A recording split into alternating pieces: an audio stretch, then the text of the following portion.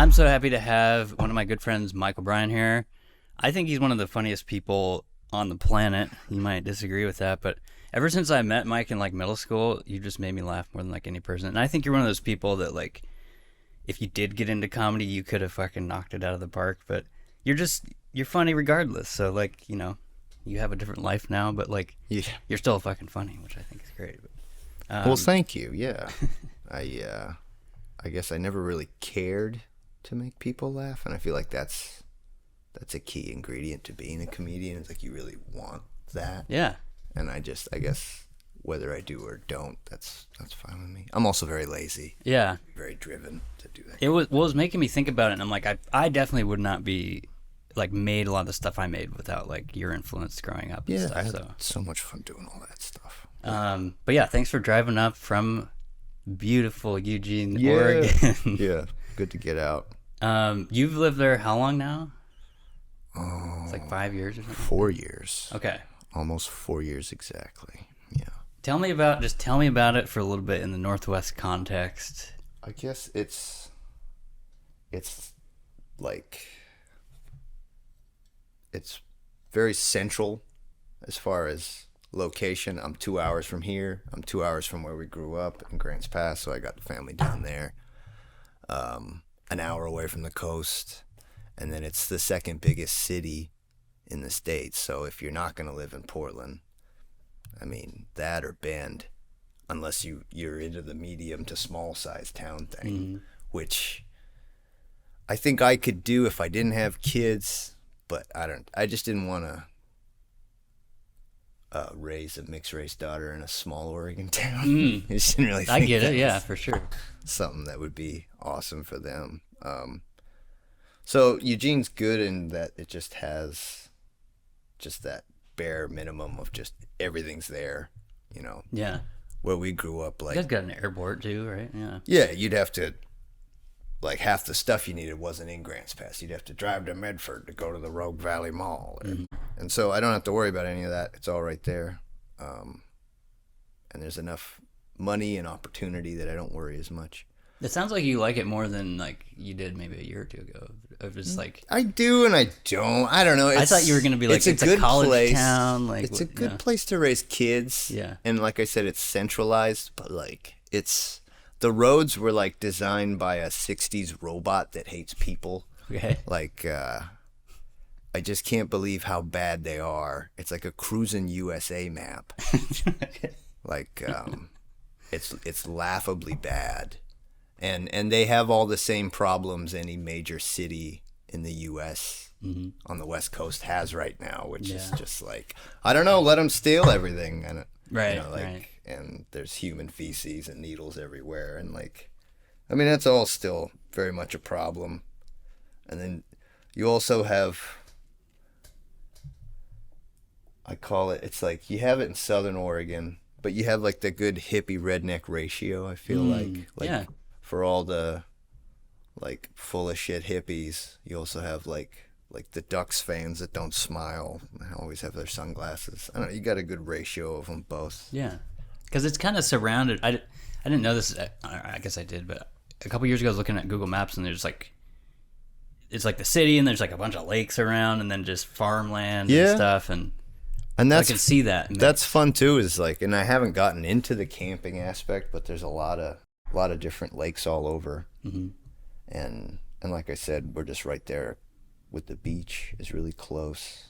There is a lot of farms all in there to take the kids to and pick berries and feed goats and stuff, it is cool. It's all real just packed in there too.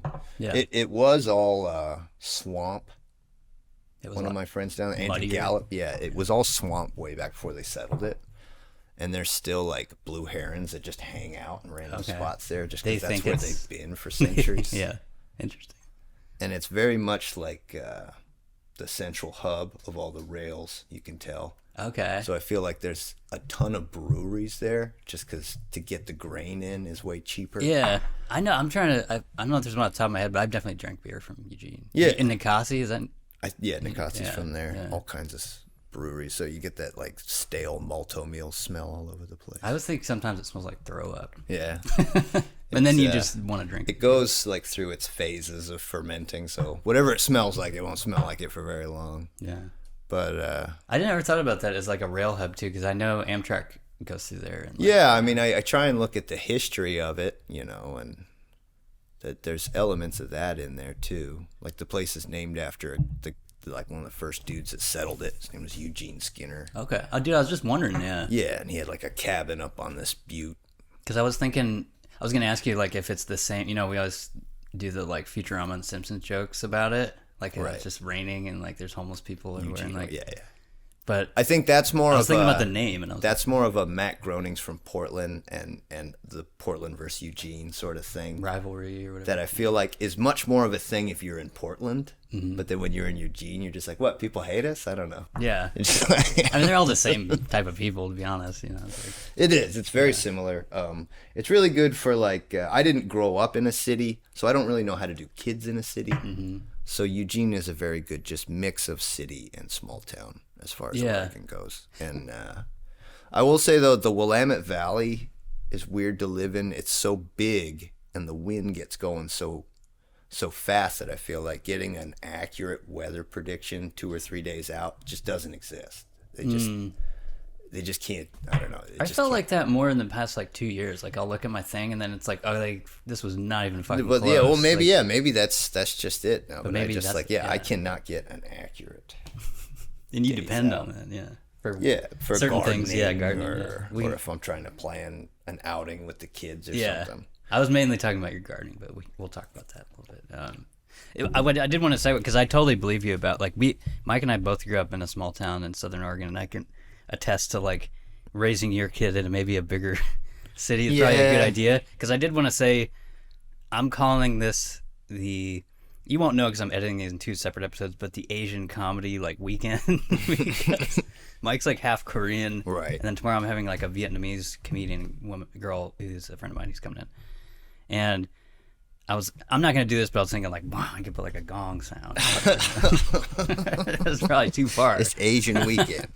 But yeah, you guys are both really funny, and I just thought that was kind of a connection. Yeah, and then like honestly, like there's no Korean anything there. Really? Like I think the only real Asian communities there are like Southeast Asian. Like there's a lot of Thai and Vietnamese down Okay. that way. I shouldn't say that though. Like a lot of that place has changed a lot since they legalized weed. There's much more of a scene for just young 20-nothing-year-olds. Yeah. I never would have thought. I noticed that in Yeah. Southern Oregon, it seems like, too. So there's all kinds of new money and bad money, and I don't know.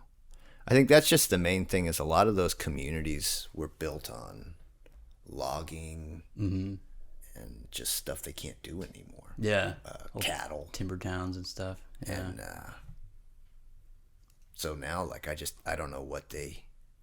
Oh, it's mostly what's the Grants docks, right? Pass's future? Or the Grants Pass, yeah. Dutch Bros? Like, are they They gonna- got Dutch, yeah, that's like their HQ, right? That's it. Yeah. You know, and they'll run them out of town. Mm-hmm. It just... Yeah, Southern Oregon's hard. It's just so... I actually don't go. You go way more than I do down there. Yeah. Weren't you just there, like, Yeah. a couple weeks ago or something? Weeks ago, yeah. My whole family's down there. Yeah, it's... Gets really smoky at the end of this time of year. Yeah, it really does. They get all the California residual effects. Yeah. I've heard it's been bad up here though too, because all of Canada's on fire. Yeah, we got a little bit from that, and then like there's some local fires in the gorge, and then there. Honestly, mostly up here, it's like, there's just like I'll get up and get on like my commute to work, and there's just homeless fires like wherever. Right. And a lot of times I get on the interstates or the freeways and stuff, and so it's hard to tell like if it's like blowing in from somewhere else or if it's like a homeless thing. But I went over the 205 bridge one day, and like there was like nothing here by my house, and then I got on the bridge and it's just like I have my AC on and I'm trying to filter all this shit out, and it's still coming through the car, and it's just like heavy and thick. And but yeah, it's I don't know. I feel like people on the West Coast, like my memory of Grants Pass growing up was like you get smoke every year. I don't know though. Like one of our friends, Tashoni, he was telling me that it was really bad this year, like worse than he'd ever seen. And Yeah. so I don't know. It was particularly bad. Yeah. But yeah, tell me about. I want to get into watches because I know you collect watches and you're also like a student. I don't know if that's the right word. I get obsessed about random stuff, and during the pandemic, it was actually my obsession of submarines that led me to watches. Okay. How does that make sense? I was looking for watches with submarines on them. Okay. There's some Like a little picture of one. Or yeah, something? there's some actually made by Russia that are from like sort of a Soviet era. Okay. And they feature like Soviet era submarines.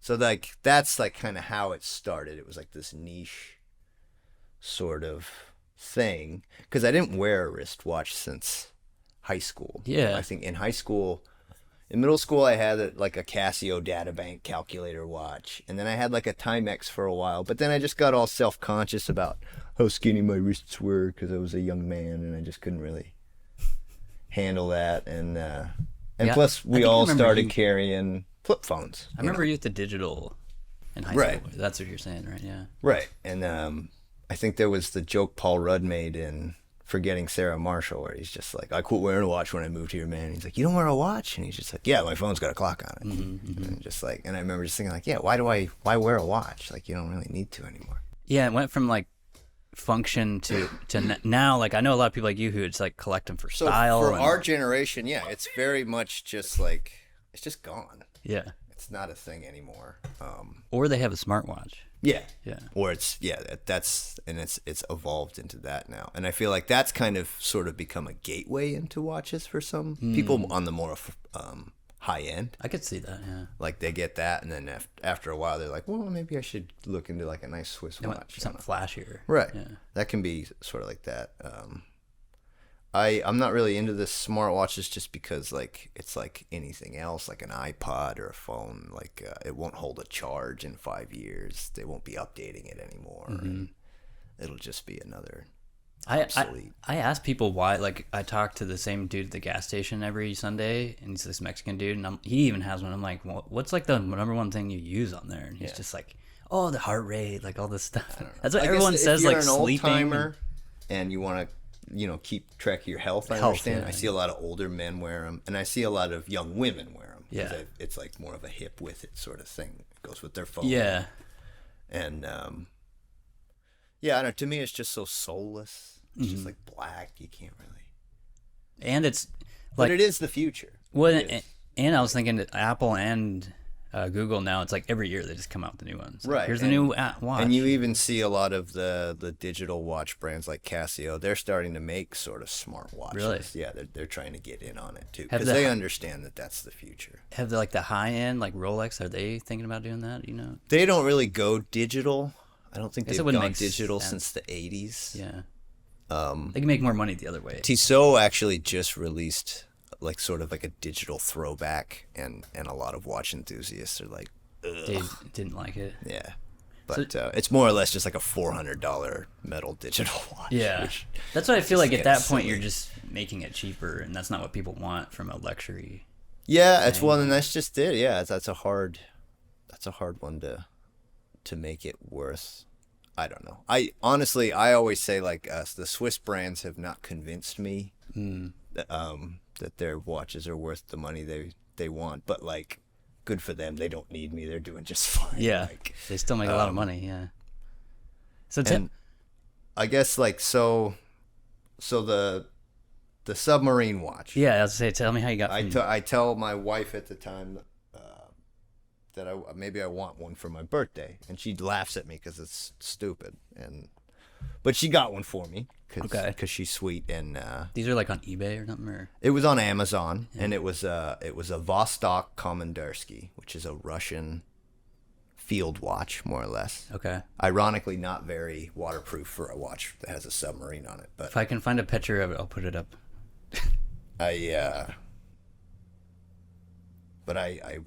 It was a mechanical watch, which I've never had a mechanical watch Okay. because all my watches have been in the 90s. And by that They you were all mean quartz. They you were all wind? battery operated. Yeah, you Yeah. actually wind the movement. Okay. And you can hear the movement ticking 4 beats per second. And you see the second hand slowly sweep. Yeah. And it made me think of like GoldenEye 64 when you pause it and you look at it, because he wears the Omega, and I liked it. I don't know, something about it. You like the mechanical action of Yeah, it and stuff. and the sweep, and it just set off something, and I went down one of the stupidest rabbit holes. I want to preface this with watches do not matter. They don't matter at all. Yeah. They don't matter. But People collect stuff that doesn't matter, though. You know. it's like something once you notice, you can't unnotice it. Like now, like I notice it in movies and TV shows. I notice it in real life. I just noticed that the Pope wears a Casio. Really? Like, yeah. The current one. Yeah. Wow. He wears just like a really simple, just Casio watch, and of course he would. You know, it's like it's a cheap, practical. What's he gonna walk around with a Rolex? Yeah, it's like, a consumer. and level. even like Rolex is the one, you know. Everyone knows Rolex. Yeah. Even I knew what Rolex was before, but there's a whole vast lineage of all kinds of them, and a long history of it, and ironically enough, like if you go back like 150 years, like the best watchmakers in the world were America. It was America. Really? Yeah, we made like the greatest watches ever, but they were all pocket watches back then. Okay. What are some of those companies? Do you know? Oh, they're all gone now, or they moved to Europe. Some got bought or something over there. Or... Just over the history of it, I couldn't really tell you. I think a lot of them just like it just became not really feasible, or they got bought out by ones that became successful, like Timex. Okay. Timex became Timex after World War II, but before that they were like the military watch corporation or something. And then before that they were like a small East Coast based watch company, and so they're one of the few ones that have survived. But like some people debate that whether they're even based in the U.S. anymore. You know, so much time has gone on, and they're not made here. They're made in China. Yeah. But I mean, it's just so much changed. Basically, what happened was World War One. Men stopped wearing pocket watches and started wearing them on their wrists because they couldn't be fumbling into their vests, and they needed to time attacks with artillery barrages. Yeah, I was thinking it's got to help. So knowing battle, the accurate time and knowing when to go, that's an advantage. It became important. Yeah. And in order to follow a creeping barrage. So was it standard issue? Do you know? Was it? I think it became more of a standard issue by the end of the war. Okay. Definitely by World War II. It changed the mindset, because before World War One, only women wore watches on their wrists, and they called them wristlets, and only like really high end women. You know. Interesting. So it was a purely fashion accessory up Right. until. If you were a man, you carried a pocket watch. And Those are your timepiece. right. And they were still popular for a long time, but the wristwatch, it became a masculine thing after that. And so then you start seeing like into the 20s, you get like the square watches, and then by World War II, they all have field watches. And these are all mechanical. They're all mechanical back then, and they're a lot more flimsy. But like what was important in World War II was like you needed like hacking so you could synchronize your watches. So you had to be able to stop the movement, so everybody could synchronize their watches on like if you were like a bunch of bombers going on a mission, or like you do that before an attack or something. That's what like synchronize your watches comes from back then. So they had to have hacking movements. Like back then, like bomber crews would wear like 55 millimeter watches, which is like this is a 38. Okay. So 55 is fucking huge. Yeah, that sounds huge. And it was because the movements came from pocket watches, because they were way more accurate than the wristwatches were. Wristwatches were still relatively new. Yeah. So they're still figuring they it out. needed that synchronization. And then not just like those timing mechanisms were used on torpedoes, on bombs, on all kinds of stuff. Vostok started as a Soviet. They just made timers for explosives for the Soviet army during the war. Vostok means east. And they became the sole proprietor for for dive watches in the Soviet Union in the 1960s. And that's what this is. This is a Vostok Amphibia. And more or less, like, they didn't have access to the Swiss brands, so they had to come up with their own means for making a watch that a military diver could wear up to 200 meters. Which was also probably new. It was technology. somewhat relatively new technology, yeah. The Oyster Perpetual case. I want to say it was technically mastered in like the late 30s or the 40s, but it became more of a mass-produced thing in the 50s. After World War II, you see like Rolex starts marketing tool watches, watches for diving, watches for pilots, watches for all kinds of activities, rugged activities. It's like all the military stuff now opened, like the stuff they invented. It became masculine, and it became more commonplace to have a watch. And then watches became more of an affordable thing, I feel like, with the Industrial Revolution and everything. It was less of a artisan handcrafted thing that only people at the upper end could have access to. And America's kind of awash with money at this point. Right. And time was such a weird thing too. Like, if you think back in the day, before there wasn't any standard time before the railroads connected everything. Yeah. Yeah, you can mute it or whatever, yeah. It's not a big deal. I like the toasty sound because it's Mortal Kombat. Yeah, I was going to bring that up, but maybe this is what you're talking about. You saying like the public square, like clock, that era. Right. Of like, everybody had the town clock, and then you set your clock or your pocket watch to the town clock. But that's not synced to the Greenwich or but whatever. If you went to like a town an hour over, they weren't on the exact same time. Yeah. Every town sort of ran on their own time, and that's weird just to think about. Just to think about that, yeah. Like, and then it all became standardized by the railroad. There's just so much with it. Yeah. Well, I was gonna. Rolexes back in the 50s and 60s too. They were affordable. They were like $200, $300 watches. Okay. Like it's still a lot of money back then, but probably less than. And it was something that like divers needed a watch that could resist 200 meters and had a rotating, ratcheting bezel so they could keep track of the amount of time they've been underwater. Because you couldn't have like a timing mechanism with buttons and stuff that was watertight. It's not gonna work. At least not without spending a fortune to produce it. Yeah. And the same with pilots. They needed a watch that could keep track of two different time zones. Right. Called a GMT. Because you're traveling. So that they would make watches for pilots. I think I also I became obsessed with watching old shows from the 80s on like rabbit ear channels during the pandemic, and so I would notice a lot more watches in just stuff that takes place in the 80s and 70s. Kind of. Everyone's wearing them. Era. Sometimes they're the centerpiece of an episode. Magnum PI has like a whole episode about his Rolex GMT that he got from his dad before he went and died in Korea. Really, there's a whole episode. Yeah, there's like a whole episode. Wow. And they actually like it's like in season 4, and it's more or less because they picked up a sponsorship from Rolex, but they just retcon the fact that he wore like a Chronosport quartz for the first 3 seasons. Okay. And they act like he didn't, but he totally did. But that's just it. Like, Rolex was a master of putting their product in movies and TV and getting the word out that like Rolex is an expensive watch. Yeah. And so now they sell watches for $10,000-$15,000, and the gray market is twice as much. Like, it's just insane how they do it. But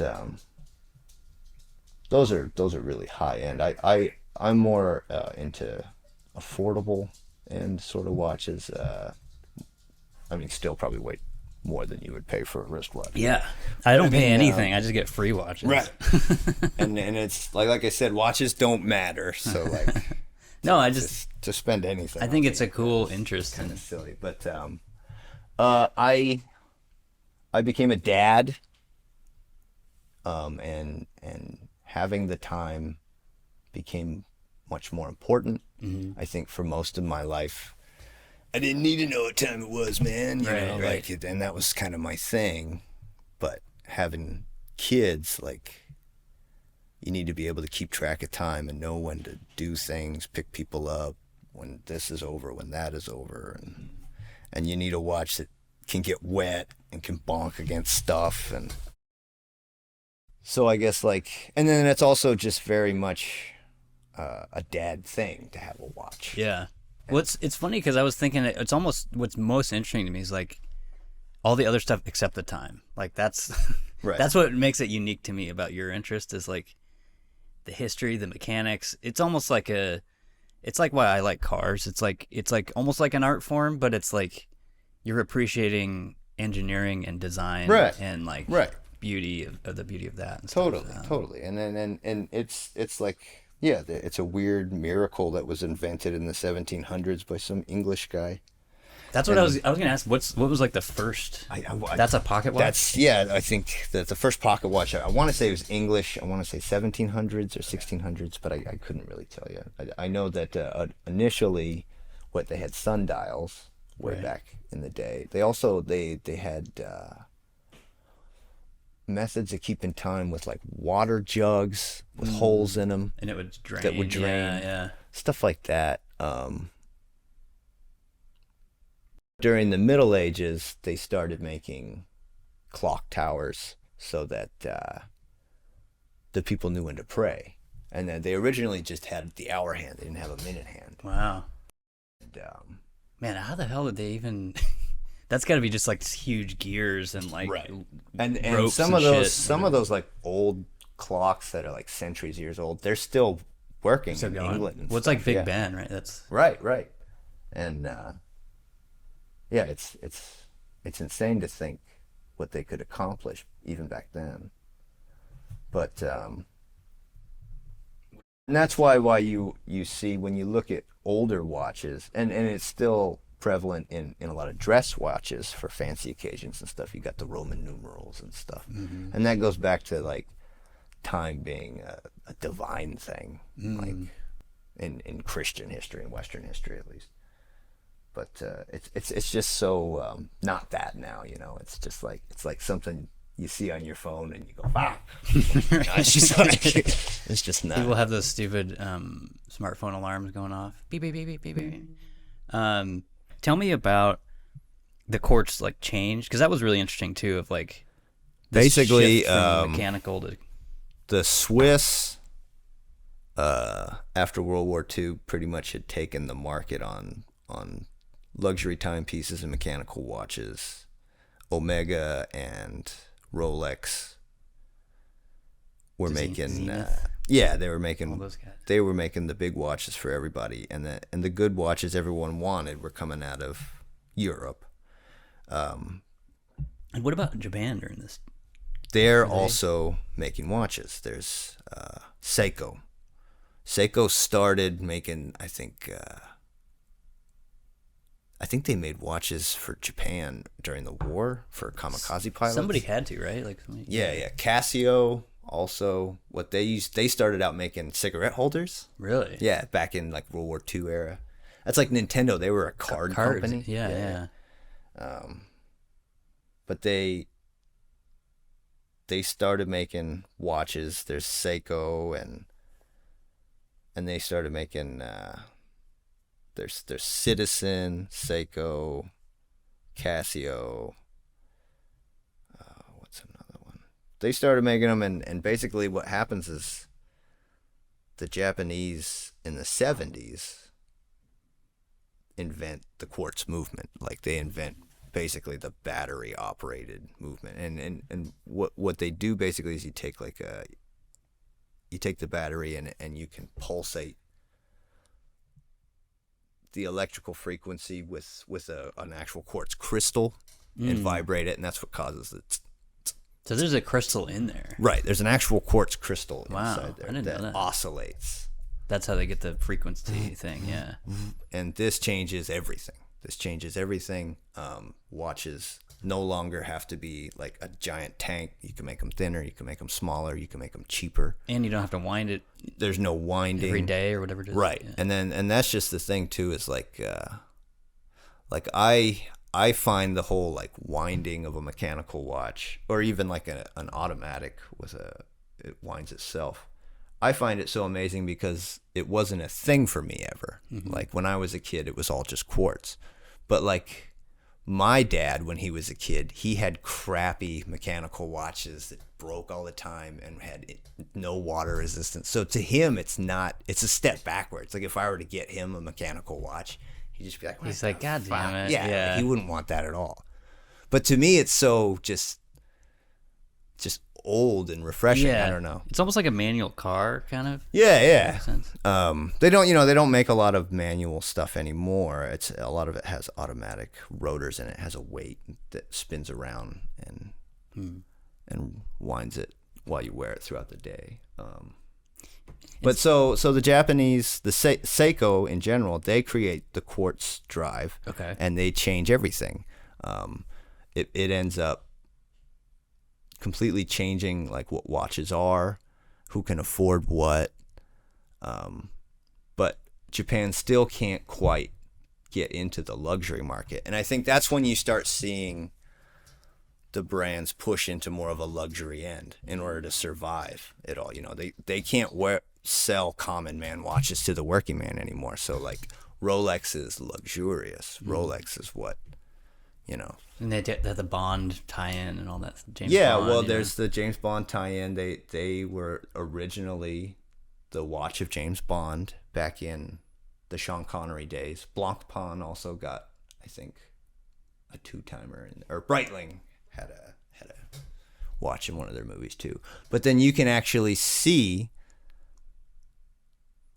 the quartz revolution happen in the Bond movies in the Roger Moore era in the 70s. It all changes. It goes from Rolexes to Seikos. He starts having Seikos that can print up like from It's like super headquarters from digital. MI6. Yeah, like it couldn't really do that. I think he has like one of those, the very first digital watches were like pulsar LEDs in the 70s, and you pressed a button and it would appear in red. Oh, that's the cool. digital time. That's cool. And they were like thousands of dollars. Yeah. Because that tech was just crazy. Yeah. But like, it's like getting a computer in the 80s or something. You're like, Right, look at right. this shit. Like it didn't even have enough battery life to be on all the time, so you just pressed it. He has one of those, and one of the old ones, I think in the one with Christopher Walken, he wears like the famous the laser one.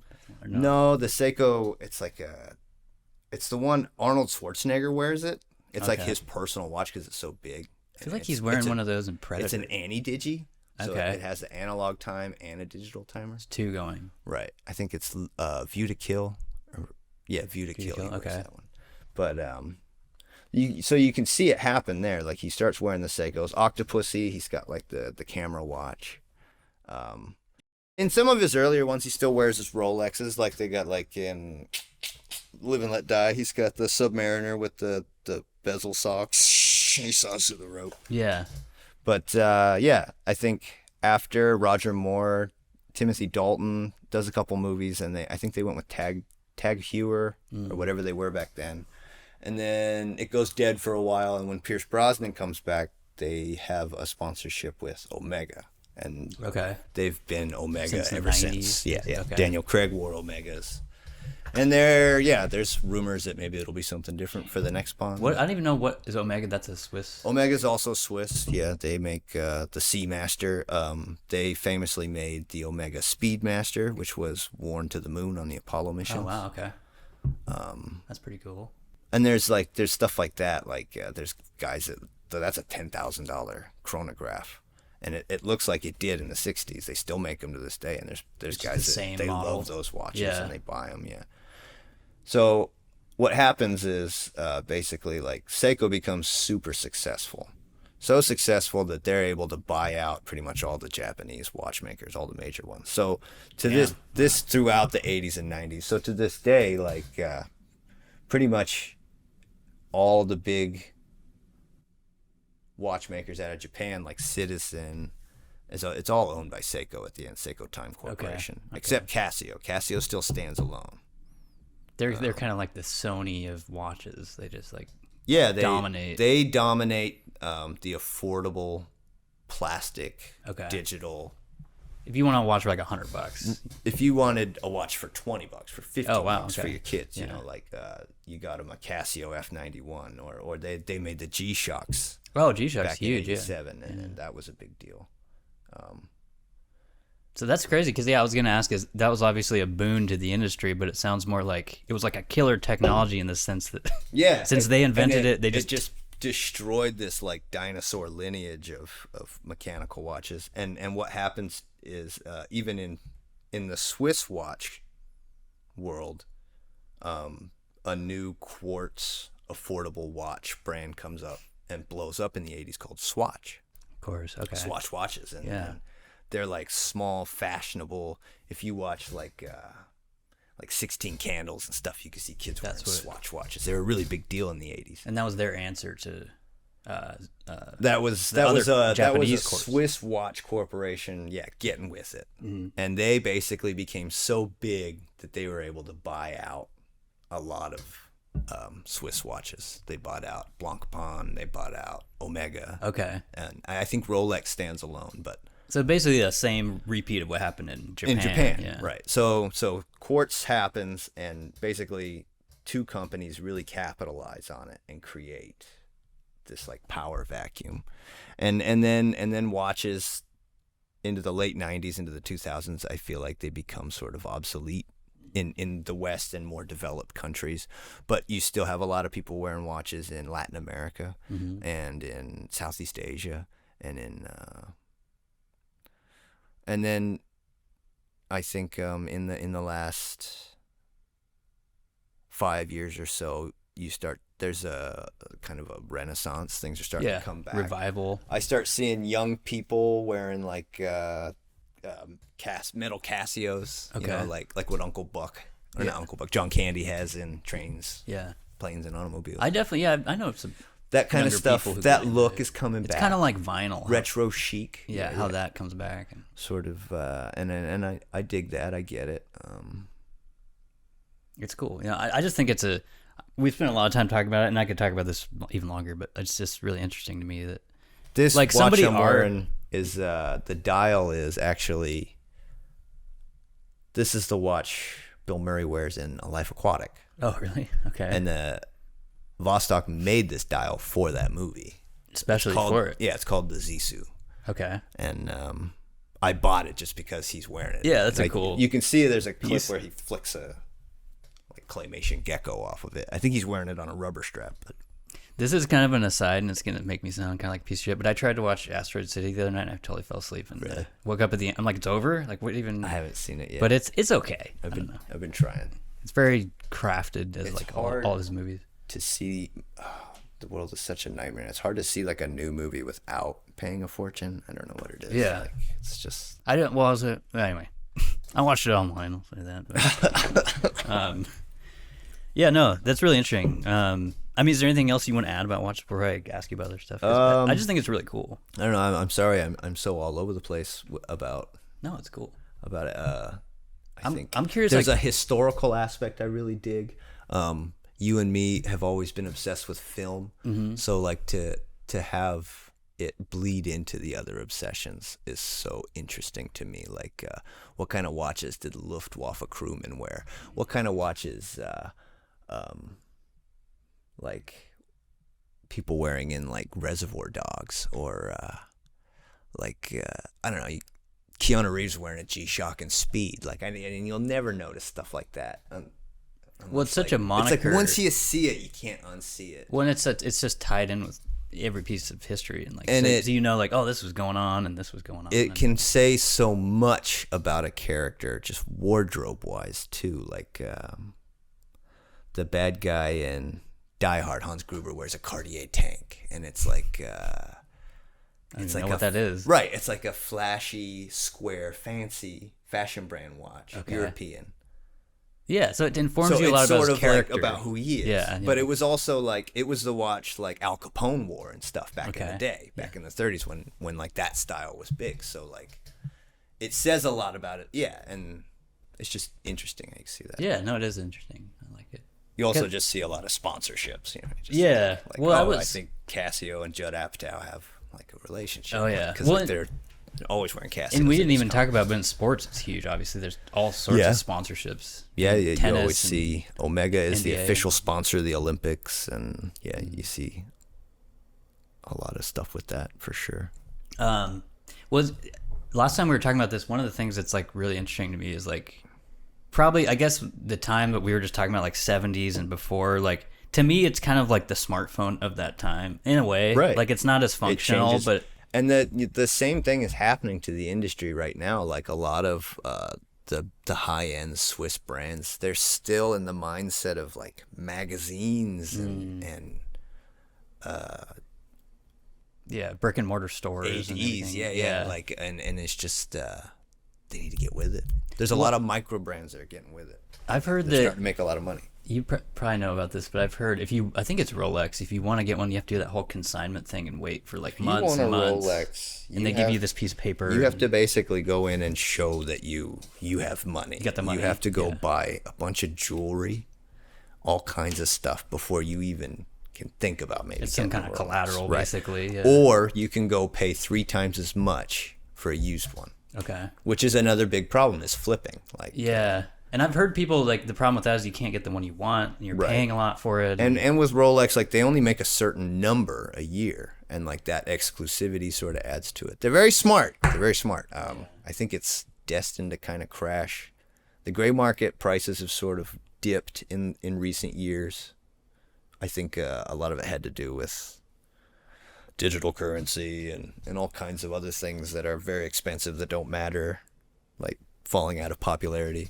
Yeah. I don't know. It's a weird space. Luxury watches and all that. Once you get up into the high end, it's a weird sort of place. Yeah. It's weird to me to even think, not even the luxury brands, but like the more consumer brands. Like it's weird that they're making that much money to stay in business today. But like you said, a lot of people I think just think about the U.S. and they're global. Like they sell this shit everywhere, and people still need to need a watch in a lot of situations. And in a lot of those markets, it's really the bread and butter of it all still. Mm-hmm. Okay, I'll move on to however long you want to talk about your gardening season, because I know you're way into that too. Was that also a quarantine kind of thing you picked up, or were you doing it before that? I got into gardening. I always liked it when I was a kid, but it was conflicted with like, this isn't manly. Mm-hmm. And then when I lived in Louisiana, when I was 25, I had a big garden in the backyard because we lived in a shotgun house. And I think when we lived in the city together, we just always lived in apartments and stuff. It just wasn't no yard. There's no gardening happening. So I grew a bunch of plants, and it was Louisiana. It's a subtropical climate, so you could literally see these plants grow. They're just growing like weeds everywhere. Yeah. They just blow up. And like there's like this crazy Jurassic Park ecosystem of all kinds of bugs eating each other. Yeah, they get huge bugs, plants. Right? Yeah. And lizards eating them, and birds eating the lizards. It was really cool. I got really into it, and I just didn't really have any other opportunities at it because I never really had the land. Mm-hmm. And then after my wife at the time, we bought a house. Well, she bought a house, and I all of a sudden had tons of land, and I didn't know what to do with it. And there were all these planter boxes. And my first year there, I had just had my second kid, and I was still smoking cigarettes, and I had promised her that I was going to quit smoking after the first one. And she was almost 2. So it was just kind of like... You were trying to find something to like fill your time. Yeah, I needed to get on it, and I needed something physical, and tearing up all those beds. And I just planted tons of pumpkins. Okay. I just turned my backyard into a pumpkin patch. This is like Jack Skellington's fucking... Right.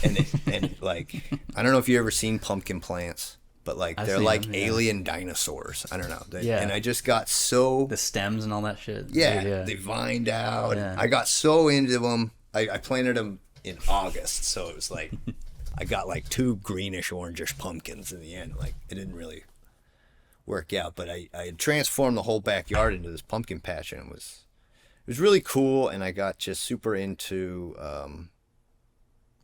all the YouTube gardening sort of world. Okay, yeah. And then that's a weird one too, because you got to find people who know what they're talking Right, about. yeah. Because you could end up watching a video for like 10 minutes and then they say something like, "Okay, you got to start an ant war." And you're just like, I've done that with YouTube stuff, and "Oh, you don't know." what then you're you look talking at the likes and the comments, and you're like, "Oh, this guy's full of shit." about. He doesn't know what he's this talking guy's about. crazy. Also, I wanted to mention, this is just kind of funny aside, but I think you and I have smoked weed out of a pumpkin at one point. Was that you? I don't doubt it. I've done it with people. I'll just say that. And it's not fantastic, but it's okay. As a cook, I've used all manner of produce. Yeah. Okay. I've made carrot pipes, potato pipes. Not that it's relevant to this. Right. But how many pumpkins did you have, by the way? I don't even like remember. 20. In the end, pumpkin plants, probably, let's see, I had I had 6 things. Probably 4 in each of the big ones. It was like a true patch. It was a bunch. It was a yeah. patch. It was over 10. Okay. It was too many. I also, the former owners got into urban farming. So they had turned the backyard into like a chicken coop area. Okay. And the front yard was completely covered in like hay and plastic tarp. So it's kind of set up in a little sense. Well, basically, I had a lot of yard debris. Yeah. A ton of yard debris. Okay. And I didn't know what I was going to do with all this yard debris. And I got really into composting and learning about composting and I just learned this year they have like multi-level composting, and I'm like, I've just seen the pile that you throw it in. That's how you get it. You gotta get a good mixture of nitrogen and carbon. So you got like your dead leaves, your dried stuff. You put that in the bottom, and then you put your wet stuff like green, fresh grass clippings or fresh stuff out of the garden that you're done with, or food scraps, and then you pile more carbon on top of that, and you keep piling like that. So it's like this layered, and it creates like the perfect conditions for this type of bacteria that creates heat, more or less. So it just encourages growth. It encourages this type of bacteria will break down the pile quicker, more or less. So it's called hot composting. So the hotter it is, the quicker it's going to go. But you don't necessarily need that. You could have a stack of just carbon, and after a couple of years, it'll turn into compost. Like it'll happen. No matter takes what. longer. It just takes time. Okay. Yeah. So. That's just a faster way to break it down. I got super into all that though. I have like a temperature stick and everything. I got a compost pile at home it's temping at 130. Okay. 130. I don't even know what that means, but that sounds 130 cool. degrees. The core is 130. No, I know, but like so that's good. Out of bacteria, Yeah. Like I didn't light a fire or anything, or I just arranged everything properly. They're going at it, and they're going at it in there, creating that. And ever since that whole pumpkin patch, I composted all the plants from it and all the pumpkins that didn't make it. And even the pumpkins that did make it, when I'm done with them, I throw them in the compost too. I have 2 toddlers. They don't finish their food. A lot of that goes in the compost. And I create the most richest, beautiful black soil that in the springtime I put in all the beds, and it makes all the stuff I grow the next year just pop.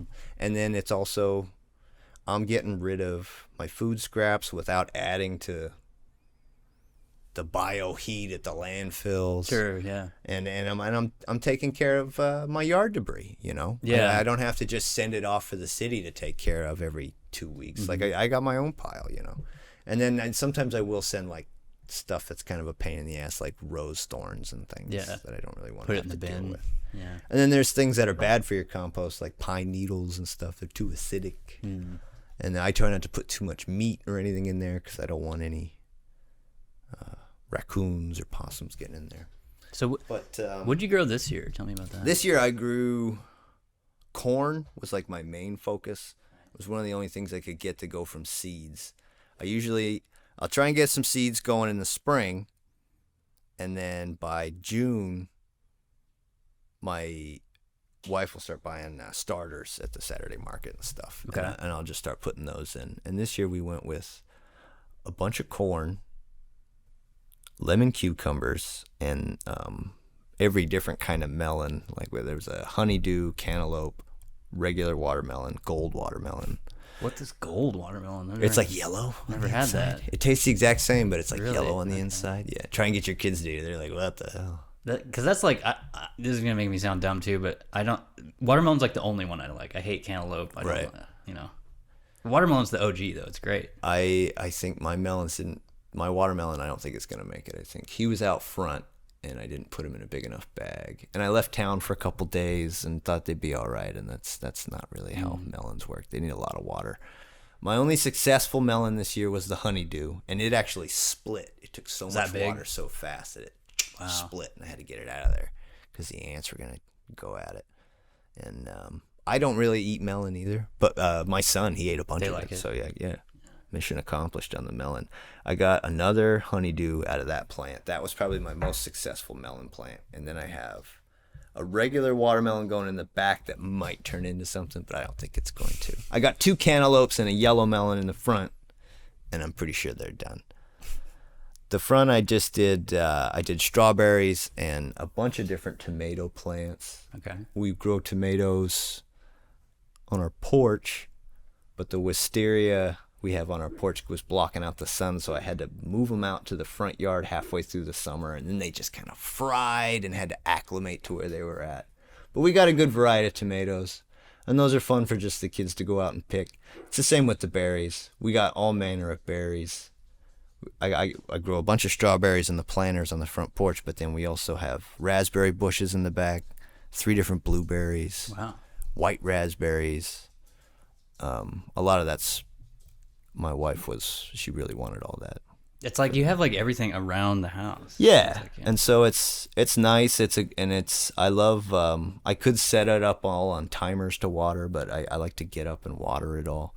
I think to me, I came to this realization in my 20s that like that we're animals, and like we're so disconnected from reality. Making our food and stuff. Or just society, living in a house, I mean, it's all good and it's progress, but it's like, it's not what we are. Yeah.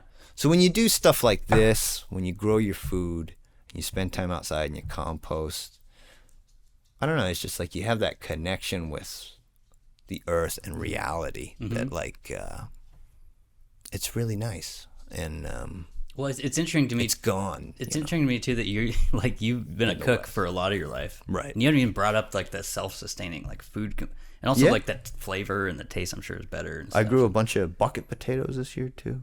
Nice. And yeah, and having all that fresh produce to incorporate into your dinner. Always having just like some green onion growing out there. You just grab a sprig when you need it. Yeah, it can be really handy. As far as self-sustaining, dude, like. We live in Oregon, and it's only sunny for 4 months out of the year. So, like, you'd have to get creative in the winter. You'd be the only thing I mean is like a lot of kale and stuff like that. Probably you're in a much better position than like me or a lot of people in this city who don't do jack shit. And like you know, I might have them out here right now, but I get my groceries delivered from Amazon. And right. Like, you know, that's where my food comes from. But you know, I just think it's cool that you're living that kind of millennial life of like. Taking more responsibility for doing your own shit. Right. Like, you know, I spent a lot of time out doing all that. You know, and one of the reasons I moved back to Grants Pass just before we had kids was because I kind of wanted to do the whole, like, homestead Jeremiah Johnson. Like, I wanted to check it out and see what it was like. But it was, like, officially not the time for it because every patch of land that wasn't worth anything was now worth a fortune because they legalized weed. Sure. And anybody I knew that hadn't left down there and had done all that were just like covered in shit and just like, don't get chickens. Yeah. Just like they don't know condone any of it. I don't know if you saw, I had the goat farmer on this. I had him on an early episode, but he was telling me that thing. He's like, because he used to live in Portland and had a coffee shop and he has a farm now. But I was like, he's like, one of the first things you need to know is you're covered in shit all day if you're a farmer. Like, you come into my house, it was like shit. I was just cracking. Poop everywhere. It's funny, but I think I had this mindset that like I needed to get out of the city and get back to that. But then I like had this realization that like my ancestors were stuck with that and they worked really hard to not have that. So that I could dichotomy. Be here. So it's like it's a weird touch and go. I was gonna move on to restaurant stuff. Okay. After that, if that sounds good. Unless you want to talk more about that. I don't know what else I could say. I think also just having kids, it's a healthy habit. And I think it's Yeah. important for them to learn how to grow food. Well, and you're probably feeding your family in a much healthier way than Yeah. processed foods. Yeah, you than know? when we were kids. Yeah, Yeah. totally. So yeah, tell me kind of, I don't know how good of a segue this is, but like tell me how that, I just wanted to get into like food service today because I just see what you call Zoomers or like younger generations today. Like nobody wants to do this kind of work. And I just think it's interesting that like you have a unique perspective on that of like, Yeah. because like for me, like anyone who's lived through the pandemic, it's like somebody's got to do that shit, whether it's groceries or restaurants or whatever. Yeah. And I just feel like today in 2023, there's this like young people have this idea of like I want to be paid. Like I'm not even joking. I heard this a couple weeks ago. Like people in their early 20s want like 70 grand a year just to do like telemarketing, and it's like that is not realistic. It's not first realistic. of all. But like, look at the world they're faced with. Look at how much just an apartment is now. You know. Yeah, it is and, expensive. and you want to have all the amenities on top of it to enjoy yourself. Like, they do have a warped sense. It's just, of well, yeah, I value, just though. feel like the whole idea of like when we grew up as a teenager or in your early 20s, the idea of a shitty job, it just doesn't really exist. Like No. people want this. Well, now it's like gig economy, and a lot of that's looked down upon. They act like it isn't, but it is. Like, you don't want to be flipping burgers. Driving for Uber or something. Or Yeah. Well, and you know, it's like a lot of that. It's a lot easier, and you can be your own boss and stuff. But like, you know, those companies don't give a shit about you. Like, something happens to you, Yeah. like you're screwed. You're by yourself. especially because you're not like a W-2 employee. You're like I don't a know. freelancer. It is definitely, there was a cutoff with this next generation for sure that they don't want to do it. They don't want to come and learn to wash dishes, Yeah. but I'm in a nice just niche that is the boomer sports pub Yeah. kind of thing. I can work at a boomer sports pub as a cook and be like the only cook there in the evening, so I have autonomy. I get to decide what the special is, and then all the tips are going to me. And these old guys, they tip. They really tip. Like, all it takes is, you know, vodka and blondes is what I say. Like, you Just be friendly and give them right, alcohol. you have a good bar staff out there of professionals. They know what they're doing. Like, you can make a decent amount of money not working as hard as you would at a really popular restaurant where you're working on a line with 5 other guys that are awesome guys, but you're going to have to split the tips with them. Mm-hmm. Not to mention there's way more people getting tips in the front of the house too. So it's just like the whole dynamic's sort of different. One of the reasons I was going to ask you about it is because what I deal with in like my world a lot is like a lot of people want to work from home. Yeah. And I'm just curious to like somebody like your take, because like you don't have that, like you got to be in the kitchen, you know? Yeah. I met a guy in New Orleans who like made burritos out of his house and could ride his Sell 'em. bike to deliver them, because down there you could do that and not really run into a lot of trouble. Yeah. But yeah, I don't know. It's not something I can relate to, or like fearing that AI will encroach on me. I do wonder how long it's going to be until they automate a lot of food service. Mm-hmm. I wonder. Like fast food's pretty close, honestly. Yeah, like, and I don't understand the sustainability of fast food. Like we've reached a point where it's not worth the money. Mm-hmm. The quality of food. You can't hire people worth a crap at them. Yeah, Like, there's no- not to. I mean, there's plenty of decent people that have to work that job, but like, it's the same with what I do. There's nobody that wants to do it anymore. It's people who have to. It's people who have to. People who don't have an education.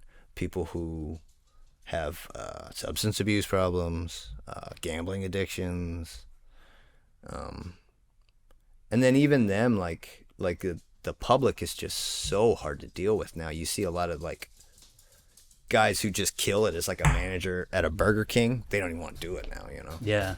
And I feel like COVID did what it did. It did it everywhere. It's like everything already had its problems, and it made it all worse. You know, food service had been becoming more and more of a just.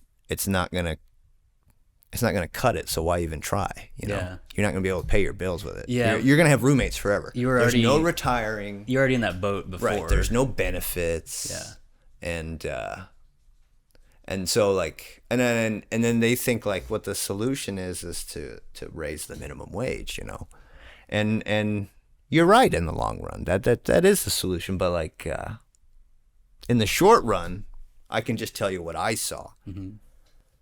You change minimum wage to 15 an hour. Now they can't hire as many people. Mm-hmm. So the people that are there, they're going to have to work more.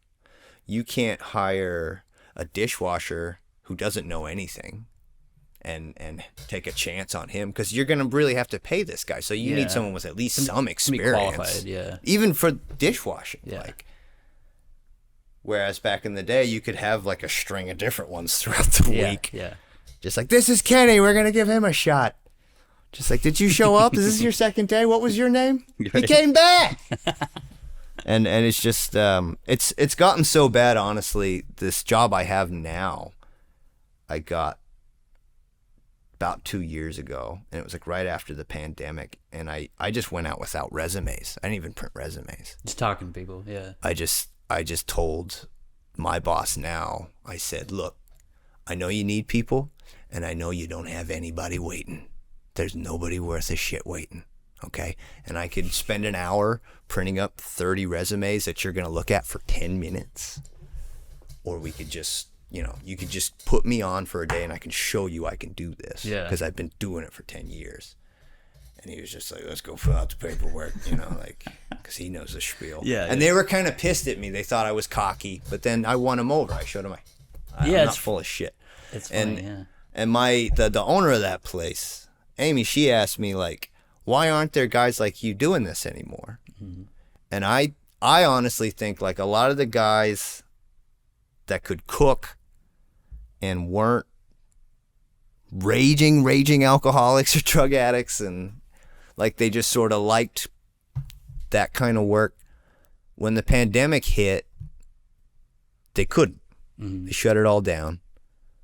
And then I don't know about anywhere else, but in Oregon, they brought it back, but you had to wear the mask. Yeah, I do remember it came back, yeah. And wearing a mask on the line fucking sucks. I never realized how much I use my nose for my job. Yeah. Well, there's so much grease and in then there. talking to each other. Yeah. You can't fucking hear anybody. Yeah. And then and then you work with people, like new people, you don't even know what they fucking look like. They take their mask off and you're like, that's not what you look like, Brian. That's not what I've been picturing all fucking day. Put that mask back on. Well, that's like everyone always says everyone looks hotter with a mask, and that's true. You pull it down, you're like, that's ugly, ugly motherfucker. Yeah, no. But yeah, it is. Go with my pretty eyes. I was able to get through my awkward stage on mustache growing. Oh, you covered it. Yeah. Hell it yeah. all covered up, so just went for it. Strategy. Screw it. Yeah. But like, so you get a lot of guys, I think it was like a bucket of water to the face. Like, it's time to get out of this. Mm-hmm. And they got truck driving jobs. Career and change. They got jobs with benefits and they're not coming back. Yeah. You know, and there's no new ones coming in. So it's kind of it's a problem. The cliffs on the horizon. I don't know. Yeah, I don't know what's gonna. Yeah. But like, it's a problem. Like, go to any McDonald's and just wait in the drive-thru for an hour. Go to Walmart. Well, I was gonna say, yeah. How many checkers are there? You know, like pretty much any restaurant I could do, they permanently have the help wanted sign up. Right. Just always. Yeah, there. always. Yeah. Oh yeah, especially all the major fast food franchises, dude. I see them now. They all got banners out there, like and they'll be like 20 bucks an hour. $20 an hour. Yeah. We'll give you benefits. Yeah. Yeah. It's like I think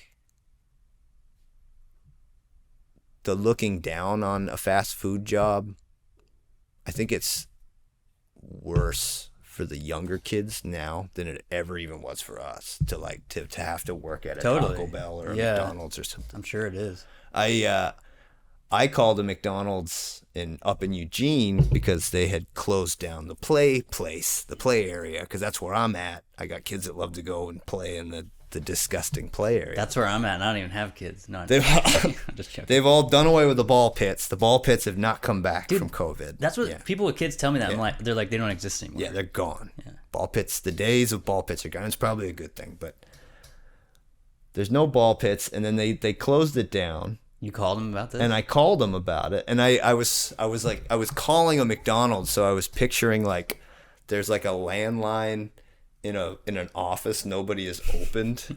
It's like covered long in dust cord. ringing. You're like, and there's just some kid like, dude, there's a phone in there. what do we do? Goes in like, hello. Kids don't know how to talk on the phone. Right. I was nowadays, just like, okay, is the play place? Are you gonna open that back up? Or are you guys tearing it down? And he's like, oh, they're tearing it down. yeah. And it's just like, oh, shit. And then Marley reads online, my wife, they're tearing them all down. Just across the country. Just all across the country. Yeah. Just because, like... It's probably a waste of real estate, I guess, at that point. Well, and like, think about what you're... Like, 20 years ago, there was a lady who would clean the play place at the end of her shift and make sure it was nice. You don't see that person. No, that lady doesn't That work there person's anymore. also She getting works the there, but food. she's like so old, and they're all just like, Dan, just get in the back. Right. You know, it's a bunch of kids that, like, they don't want to do that. Yeah. And then, you know, I don't blame them. Like, I wouldn't have cared either at that age. Yeah. Like, and so, like, it's just gone, dude. Unless you go to, like, small towns on the Oregon coast. They didn't get the memo yet. They Or still like got all theirs. middle of America or something. Right, maybe. right. Yeah. But it's just that era of just that level of employee, I guess. I don't know. But Yeah. I just don't understand how fast food is sustainable now. My only guess is that there's so many people who are so lazy. That's that, me. Yeah. They would rather wait in the Jack in the Box drive-thru And see, I don't even do that. I do Uber Eats. than just make some food at home. And it's like, I don't know. But here's what I'll tell you. The reason is like, and a lot of people have said this for years, but like you get so many calories per dollar. There's a lot of poor families who end up buying this stuff because like at Taco Bell, it's less than $2 for a cheesy bean and rice burrito, and it's like 400 calories. Right. And it's like, if you're trying to feed a family, that's a cheap way to do it, but it's not a healthy way to do No, it. and you not know? every night. Yeah. Not every night. But I think that's how they stay in business, even though, like, even on that burrito, they're making like 5 cents off the purchase, Right. you know, or whatever. But There's still a line wrapping all the way around. yeah. But anyway, I thought you had a unique perspective. Makes sense. I don't know what the future is. I think it's going to change, though. I think tipping in America will be phased out eventually. Yeah, how do you feel about that? Because a lot of people feel we're over tipping now. Some people don't feel that way. I don't know. It's hard. I still tip, like, even when I pick up food now. I tip everywhere that has a tip, anything. Just because I call it circle of life, you know, it comes back. Well, because you've been But, on like, the other side. right. Yeah. But, I mean, I understand the whole idea that, like, if we stop doing this, then everyone could get paid more. Yeah. That's the old argument. Like, this is But how I they do it just- in Europe, and everyone gets, like, This isn't $5 more an hour. And yeah. It's hard. I talk to bartenders about it, and it freaks them out. Because they're pulling down a lot of money. Yeah. Yeah. And that's why they do it. And I feel like that's one that tipping makes sense. Right. Bartending, yeah, absolutely. And like you're gonna have the same problem with like not having anybody who wants to cook. You know, you're not gonna have everybody who wants to be a bartender. Yeah. Deal with people's fucking bullshit if it's not gonna be worth enough. Dealing with drunk people all the time. Whereas like if you're young and you're good with people, you could take that job with no real education and make some fucking money. Mm-hmm. You could go live in a real city. Yeah. Just doing that. And I make a lot of money on tips. And I wouldn't be doing what I'm doing now if it wasn't for the tips. Yeah. You know. There's a lot of people, right, who make way more than their wage. Right. Yeah. And that was a big changing point for me in just where I would work. I quit working at franchises like Red Robin and stuff where their CEOs are giving politicians money to keep minimum wage as low as possible. Yeah. I'd rather work at like a mom and pop, Something where local. I'm gonna make way more in tips, and then Yeah. they're not gonna send me business. home because my pants aren't black enough. You know, Right, like- right. I always joke at work that I want to work at Starbucks for like a day, but that's like the most corporate environment you can My think wife of. worked at Starbucks downtown for a long time. Really? Yeah. And I think I remember that maybe, yeah. I think she did it off and on for a little bit. I don't know. I'm like half joking about it because it's one of those things where I'd work and then it's more just for my own pleasure. And then I'm like, you guys don't have to pay me. I just like, do this and not be good at it for a day. But yeah, I don't know. The whole thing's interesting to me, and It's I worry about the younger generations just as far as their work ethic. That's kind of why yeah. I don't know. But they're good they at stuff. don't want to do it anymore. They're good I at don't stuff know. that neither of our generation was. So They don't. I guess they don't. Like when I moved here, when I was like 20, I had to get a job at Subway Yeah. because I didn't have any experience. I didn't want to work at fucking Subway. Yeah. I wanted to work at one of the cool restaurants, but like all I could do there is dishwash maybe. Yeah. I remember going to the Montage, Mm-hmm. and it was always like a friend's girlfriend's birthday. Go to the Montage, and I was broke. I couldn't afford nothing there, but just like seeing the cooks there on the cook line, and just seeing like what assholes they were, and just being like, dude, I want to do that. I don't want to be at fucking Subway. Yeah. You have a little more freedom. Right. Yeah. And to me, they were cool. I don't know. Yeah. That was all cool. There was and I think it was a thing in Portland for a long time. I don't know if it's still around, but it's like a rock star cook sort of feel. Yeah. That is very much a Portland thing. It is, but it's a foodie town. Once you leave Portland, I mean, I went to New Orleans, which was another foodie town, so I feel like that wasn't a good example. But like when I went back to Grants Pass, it was like, no, you just flip burgers. You're a fucking loser. Yeah. Like it's not. There's no rock star. There's no. There's no. Yeah, what's the word? There's no like vanity to it. Right. Whatever. You're just like, so you got a couple Deweys. That's why you're doing this. You're just like, It's more of like a jail. Right. Yeah. And you're working with people that. I want to mention really quick, the last episode I put out, I didn't know this until last week, but Montage, there's like people in town, investors and business people who want to make it into a venue now, which sounds really cool to me. Like they're trying to do it, but like make it like franchise it. no, they just want to make it like a music venue. And I was like, that seems like a cool spot because people know it as what it used to be.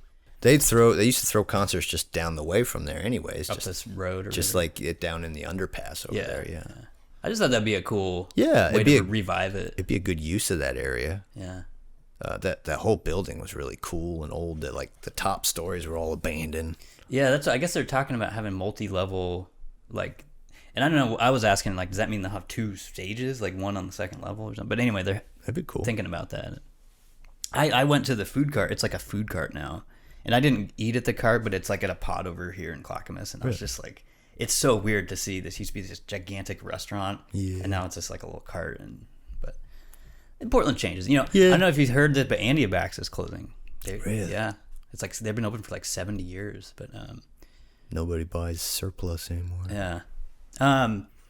Before we wrap it up, I want to talk just some Northwest stuff. Let's quickly talk about, do you believe in Bigfoot? I want to believe in Bigfoot, but like in all actuality, like You're not convinced. no, it's probably, I don't know. It's hard. I've never seen Bigfoot. Okay. Yeah.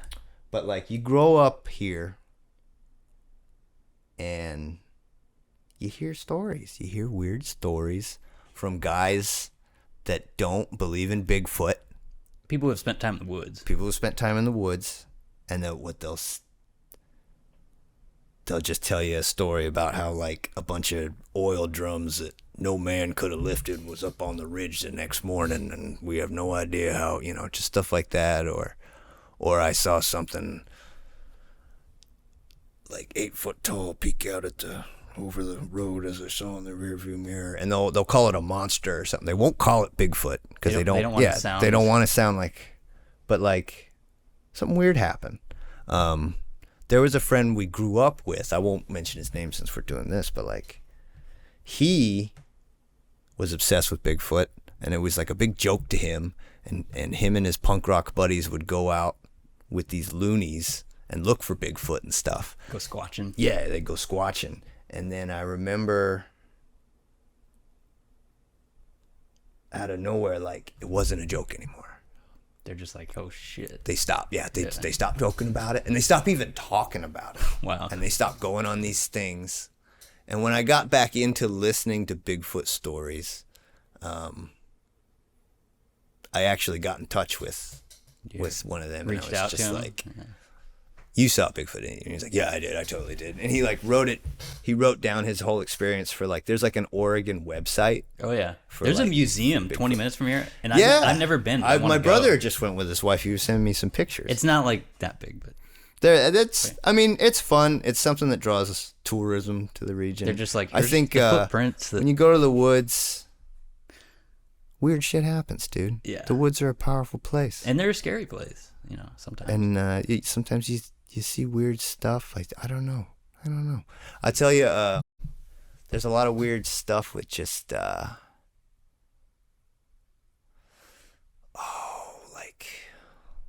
Bigfoot's like, it's like the tip of the iceberg. You want to get into weird, just like we grew up with a Navajo who would tell us stories about skinwalkers. Skinwalkers, yeah. You go down this Bigfoot rabbit hole. Like there's two schools of thoughts. There's like the flute player, sort of like Bigfoot's a mystical protector of the forest, and then there's more of the like maybe it's Gigantopithecus sort of thing left over from the Ice Age. And then you also have like really religious guys. They'll say like they're Anunnaki. They're pre-flood. They're like creatures, demons or whatever. So yeah, there's all these different weird schools, and they all argue. That community, they all hate each other and argue, and it's interesting, and it sometimes it's connected with like UFO stuff or orbs. There's a mountain here, Mount Shasta. Yeah, I was gonna say that a second ago. Shit was Mount Shasta. People see stuff.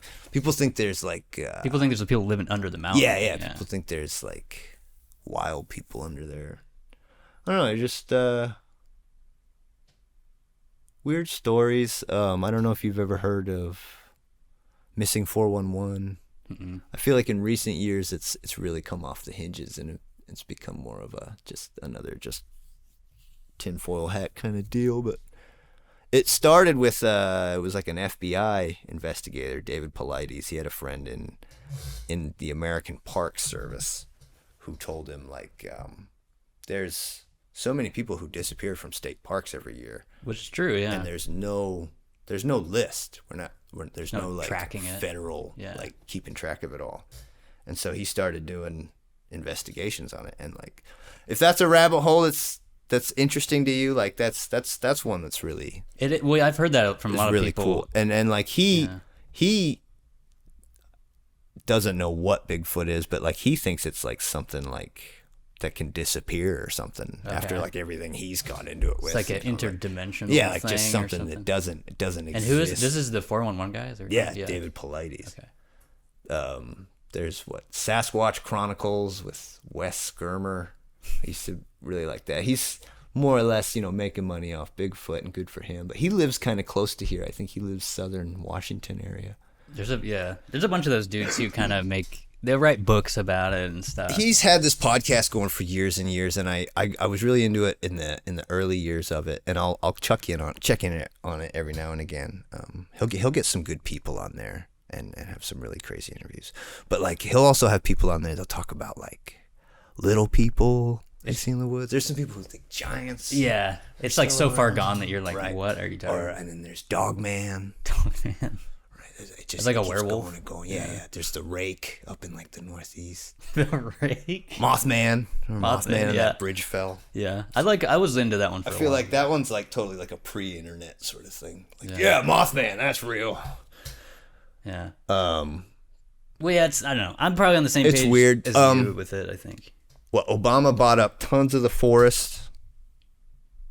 I remember it's all federal land now. And I always say like they know what it is, and they want to keep like sort of enough room for it to hide. Because you'll hear weird stories with fire crews and shit too when these big fires happen. Well, I've heard a lot from loggers. Yeah. Guys have been way the hell out there. Like, you've ever heard the logging thing of people used to say they'd find like scalps just like ripped off from people's heads, like and they think it's Sasquatch doing it. Like that, yeah. But I know also every Native American tribe in the Americas have two animals in common in their folklore. Okay. Every single one, and it's the coyote and Bigfoot. They all talk about it. So I think like I think it definitely was a thing something, back in the day. They say, like some Native Americans say, like they used to be able to understand them, but then they came out from the wild and became more civilized, and then they couldn't understand those people anymore, and they would like cannibalize them and stuff, so they had to kill them off. Wow.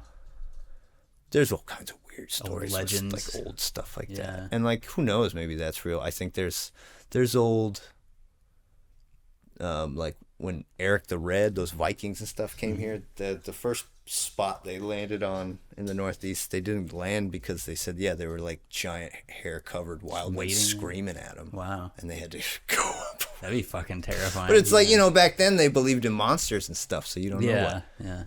Yeah. Teddy Roosevelt, he did all the parks, right? He did all the parks, and he knew like old trappers and stuff that had weird stories. Encounters and Bigfoot, whatever, yeah. Well, because like to me, I feel like you'd agree with this. Like the Patterson footage now is just kind of a joke. It seems I don't know. I don't know. How do you feel? Do you think it's legit? Or... I would love to think that is like the only genuine one. That's the best. That's the one. But it is a weird one. That's one, like, as the years have gone on, I'm like, that's a guy in a suit. It's a guy in a suit. I don't know. It's very polarizing. Yeah. And they went out looking for it, which is also kind of sus. A little suspect. But it's one of those where it's like, it's just old enough to the old quality, cowboy that helped doesn't... him film it's done a lot of interviews, and he seems legit. Yeah. Okay. Well, I just wanted, But it's more just like, it's just fun.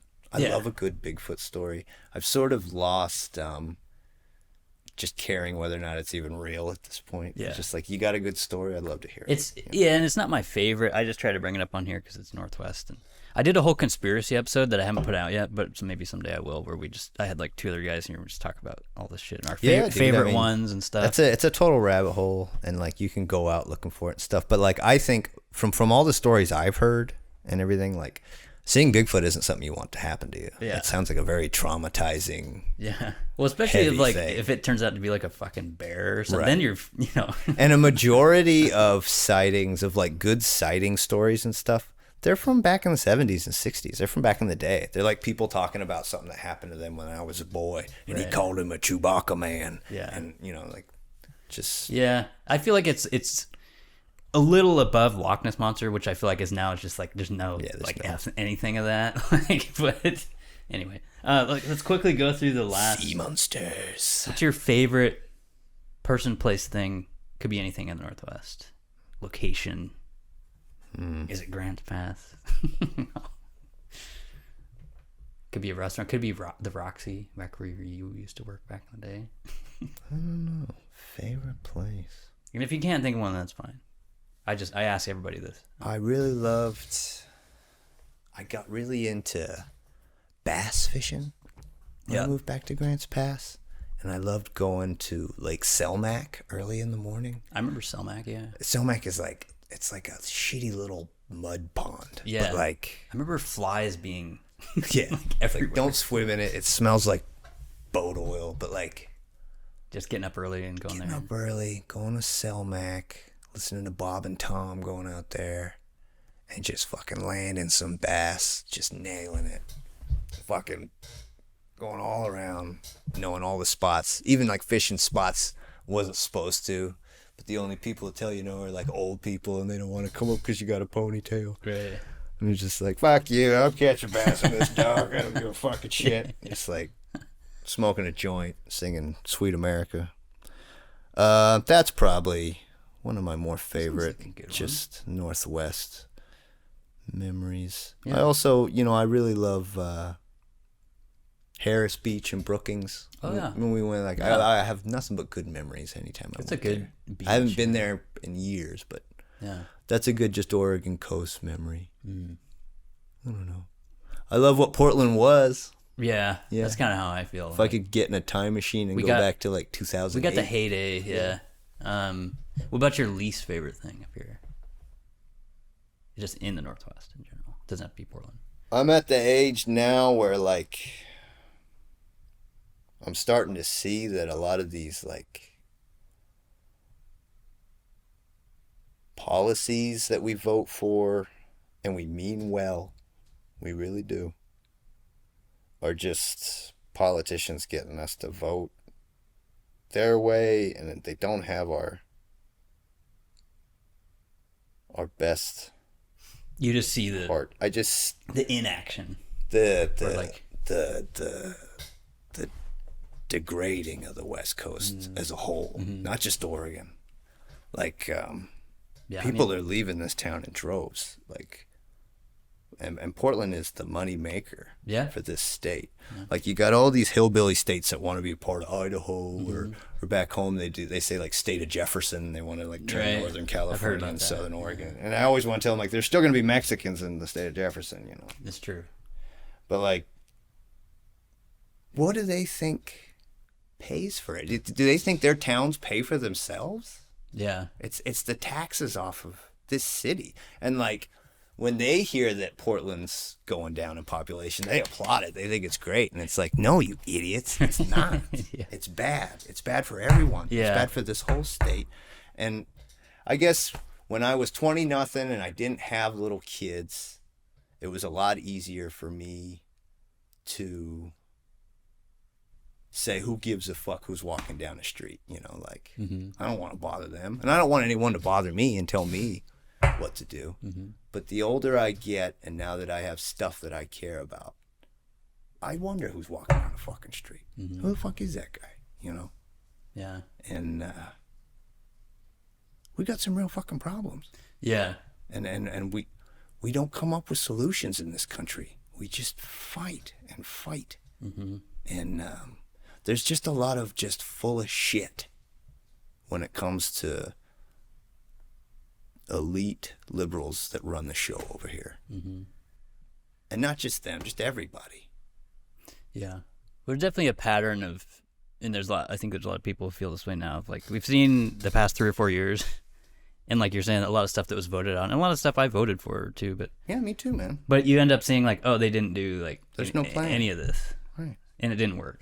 You know, it's like when we legalized weed. You know, that there were numerous states that already had done it that we could Colorado. maybe take the lead on. You know, but we got to do it our own way. You know, and it bites us in the ass. Yeah. And it just we're a silly state. But I have hope in the Northwest. I think there's good people here, There's still specialness. You know? and it's very much just beautiful. I love it's just, this is my home. I love the way the birds sound here, like Yeah. all that. Like, if you ever go and move in another state, you know what I mean? Like, the birds sound different. Like, Yeah. I was just thinking, yeah, you have that perspective of like getting out and then coming back. Yeah. To kind of appreciate. I love at least just Western Oregon, the pine trees, the fishing, the rivers, all that stuff. Like, that's Yeah. it's great. And I hope that we can keep all that for our kids. Preserve it. Yeah. Cool, man. Well, yeah, is there anything else you want to talk about before we wrap it up here? No, and I'm sorry if I'm boring. No, it's cool, man. I'm It a was boring old dad now. But it was an honor Yeah. to be a guest on. We'll have you back. I was thinking of maybe doing, if Tashoni can get up here, maybe both you guys can. Yeah, That'd man, be I'd be fun down. too. But yeah, thanks so much for coming on, dude. It was a blast. We learned a lot about watches.